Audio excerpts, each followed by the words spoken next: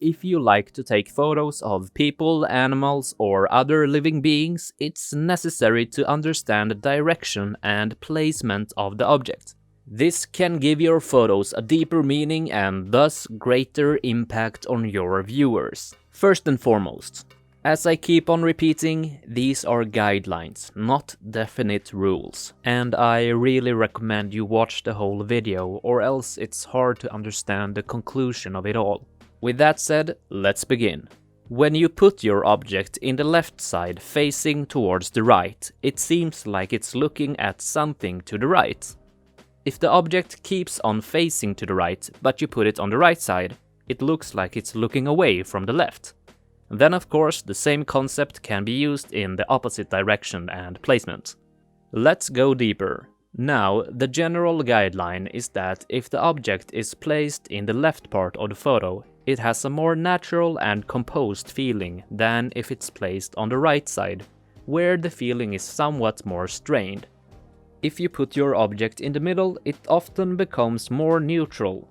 To simplify it, let's see the left side as the good side and the right as the evil one. This concept has been widely used in especially movies. An example is The Lion King, when, spoiler alert, Scar kills Mufasa. Have a look at my crudely drawn sketch I made from that scene. As you can see, Mufasa is on the good left side and Scar is on the evil right side. We'll come back to this in a moment, but for now let's add it all together. If you put your object on the left side facing towards the right, it seems like it's a good object looking towards something. If you change the direction of the face, it looks like it's a good object looking away from something, and vice versa if you put it on the right side. Now, this highly depends on the object and context. If you put a cute and fluffy squirrel in the right side, it doesn't mean it will automatically become evil.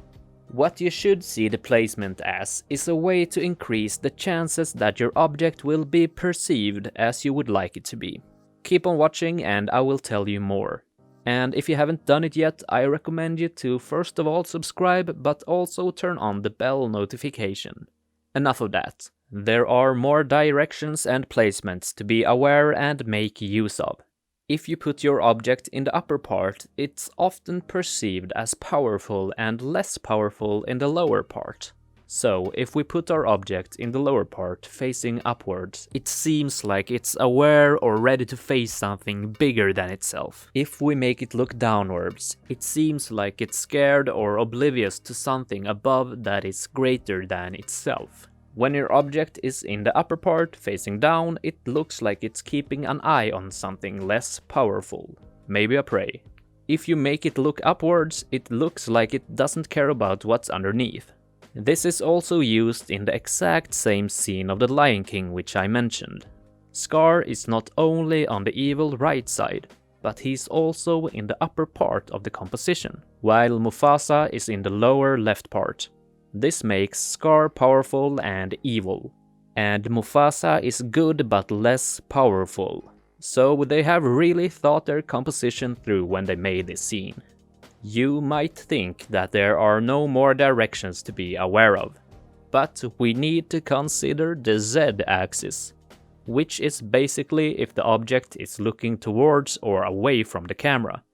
And naturally, if the object is facing towards the camera, we get the feeling that it's looking at us. The opposite will happen if the object is looking away. If we're able to see someone's face, it establishes a connection between us and the object. If it faces away from the camera, it's harder to form some sort of relation, since it's difficult to connect to a living being if we can't see the face of it. So, what do we do with all this information I've been talking about? As I said, context and what type of object you are using needs to be added into the equation. It's difficult to make the squirrel look genuinely evil by only using placement and direction, since our common perception of a squirrel is that it's cute and innocent. But you can definitely affect how it's experienced by the viewer. So instead of evil, you perhaps can make it look neutral or smug at least. Or why not do the opposite and use direction and placement to enhance its features?